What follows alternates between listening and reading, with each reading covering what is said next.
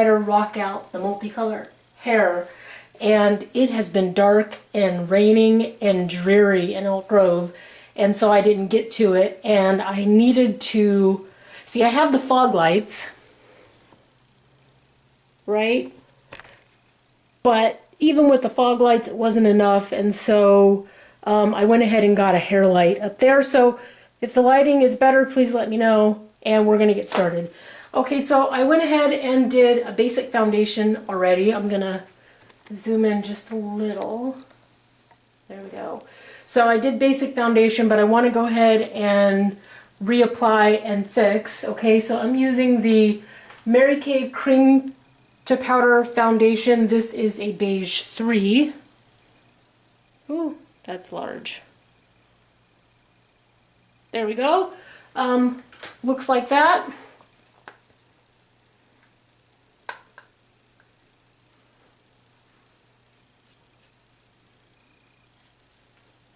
It's also quite humid in Elk Grove because it's been raining for days, and we are slated for rain all this coming week, and so the bathroom is hot and humid. So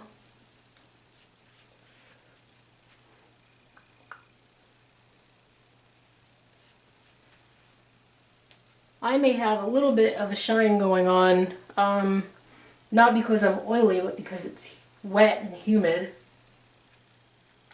Okay, so this is the custom compact for Mary Kay.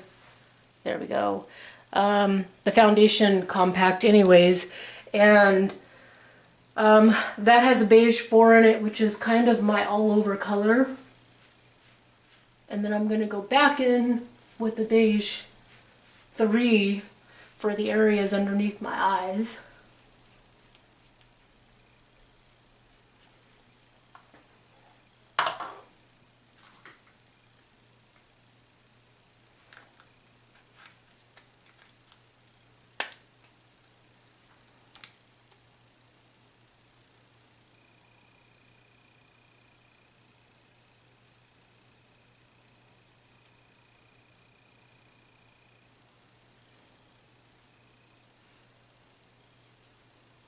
And I go ahead and do my eyelids too, and the bridge of my nose, just lightly, nothing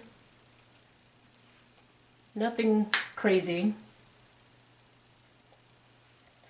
The one thing about the Mary Kay foundations, and I said this in another tutorial as well, is that when you use the Mary Kay foundations, they will go on one color, which always seems to be way too light, and then they set to the right shade. So I always say give it 10 minutes and come back, and then you have your correct color.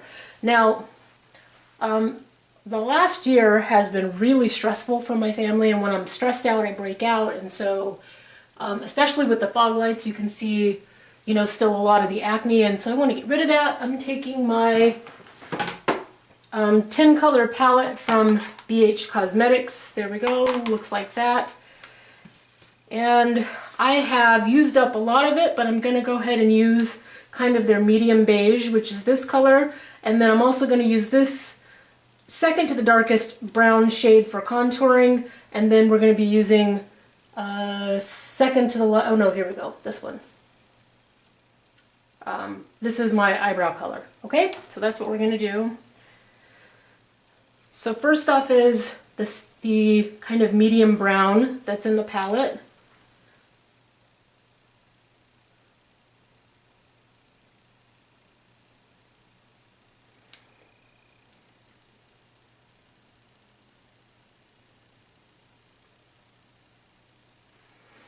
So you guys know I've had acne my whole life, and actually in my 20s, kind of mid-20s, it cleared up quite a bit, and then I started working in ultrasound, and I moved away from my family, and I want to say maybe the last 2 years, I had quite a few health conditions, which we've figured out that it's, you know, what's going on, and that as long as I eat fruits and veg, I'm okay. And so, anyhow, I started to break out really bad, and actually the last couple of months the breakouts have been a lot less than they were, but I still have the acne marks, and so I've been using the Mary Kay microdermabrasion to help clear it up. Matter of fact, the last I started to record a couple of months ago, maybe 4 or 5 months ago, and the marks were really dark around my mouth and under my chin. And so I decided not to do the tutorial because covering the marks was really, really difficult. So I'm also using the, what is it called? The Clear Proof Acne from Mary Kay as well. And as long as I use that and don't mix it with too many other products, my skin seems to be much, much happier. So, okay, so, you know, the other thing is when you're doing foundation, you don't just go from forehead to chin. You actually want to take care of your neck and décolleté. And I'm not going out today, so I'm not going to stress out about it a whole bunch, but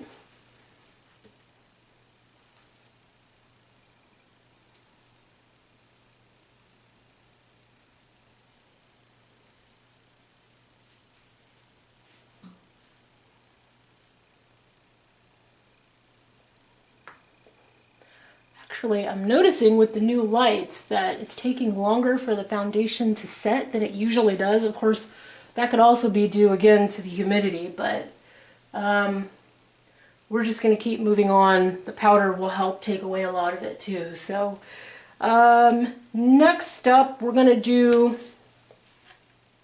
not the darkest in the palette, but the second to the darkest brown. We're going to do that for some contouring. Now, I will fall asleep with makeup on at the drop of a hat, and it didn't used to bother me a whole bunch, but the last couple of years it's not real thrilled with me. And so especially when I'm using, you know, these kind of creamy concealers or whatnot on my face, these I make sure I wash off because I feel like you're pressing them down into your pores. And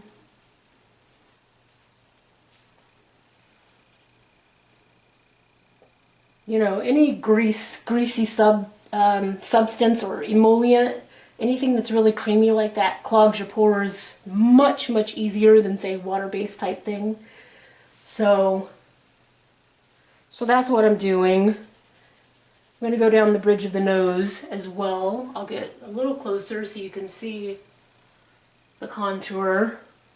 Oh, I've got a lot on this.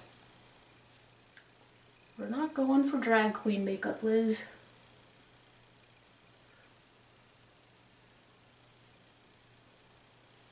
So straight up to the eyebrows, down along the bridge of the nose. You could do this with a makeup brush too. I'm pretty fond of the Made You Look by Lex for detail work. You know, she does a lot of body work, so the brushes that she made were for people that do a lot of body art and things like that. So I really want to be highlighted under the eye area when this look is done, and so even though I'm going to blend this out, I'm going to put on a little bit extra and give it some time to set.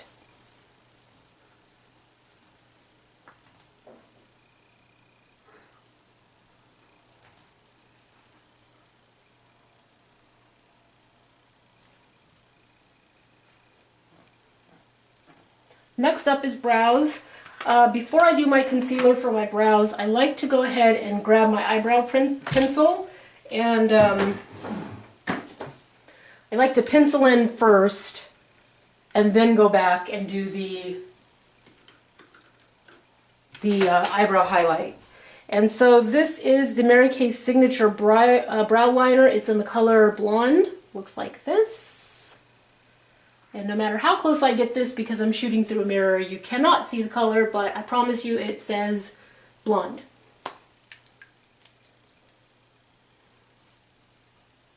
My bathroom is a fair size, but it is longer than it is deep, and so I have to shoot through my mirror So showing you products might be a little bit difficult, but I'll do my best to take pictures and list the products in the description bar, like always. Now, my hair is being dyed blonde, and I feel like having dark brown eyebrows with blonde hair doesn't look right, and so I went ahead and bleached my brows. I haven't colored them, I haven't done anything else to them, and so I'm using a blonde pencil, which is going to again make them slightly darker, but not quite the color that they were before.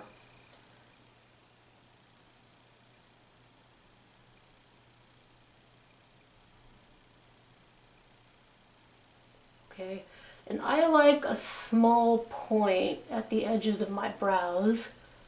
I don't like for them to be perfectly square.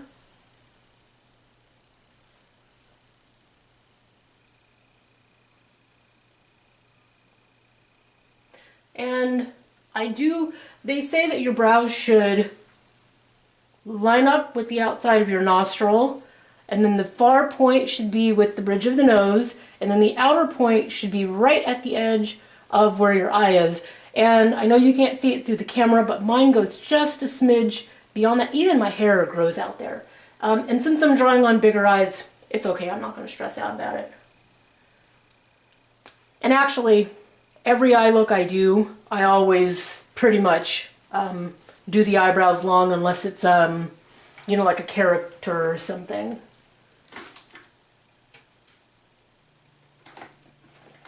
Okay, so this is from Ardelle. This is the Brow Defining Palette, and I got this at Sally's. Don't know how much I paid for it, but I'm just going to fill my brows in just a little bit. The compact has, oh, you probably can't see that. There we go. So let's see, darkest, medium, and light. I'm just going to be using the medium shade to fill in. Make sure your brush is clean, because otherwise you will end up adding the darkest shade to your brow that you just spent time kind of filling in.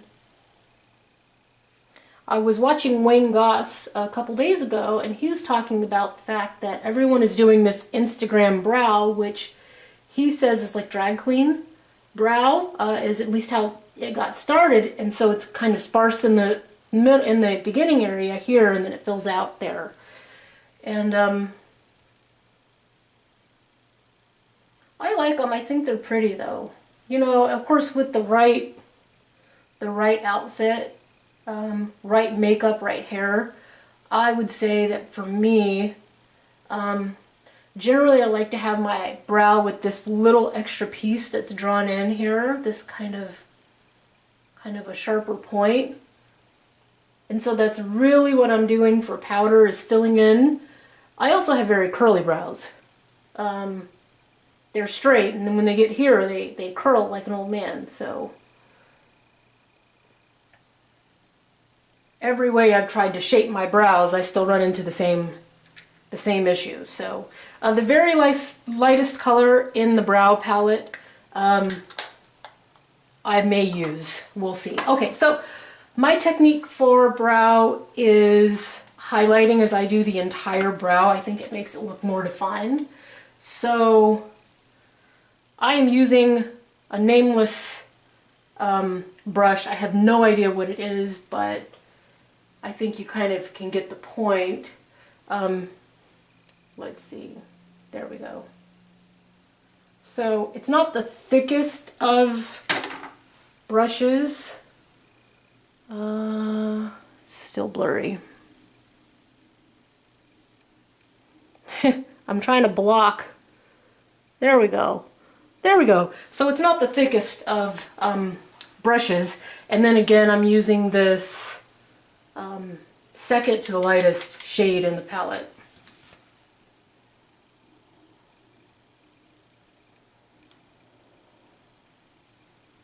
I've got a tapping and wiping thing so it doesn't go on too thick going, but you know, I'd say do it however you're most comfortable.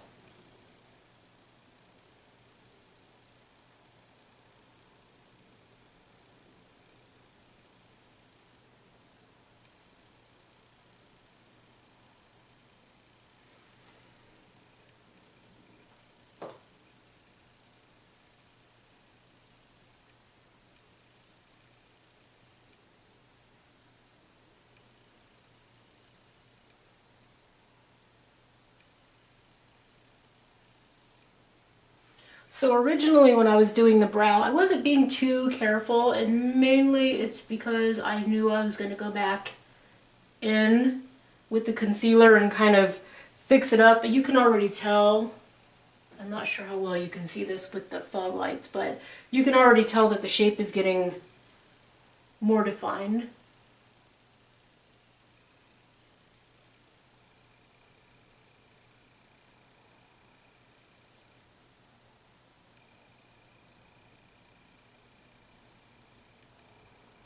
And I'm still learning to balance how much I say on camera with the actual tutorial.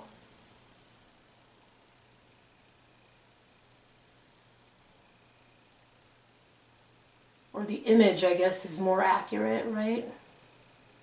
Because I want you to see what I'm doing, and I don't want to talk you into a coma, but when there's no noise, it just sounds empty. Usually I'd have music on, but there's so many restrictions on YouTube that I didn't want to take a chance that my video might get hit. There we go. Okay, so the trick with the brows, just like the rest of your face, is really to leave it. Like, don't mess with it. Let it set until it gets nice and warm, and then it's much more pliable and easier to walk away or wipe away. And then I'll also be using a beauty blender to help blend it down, a wet blender.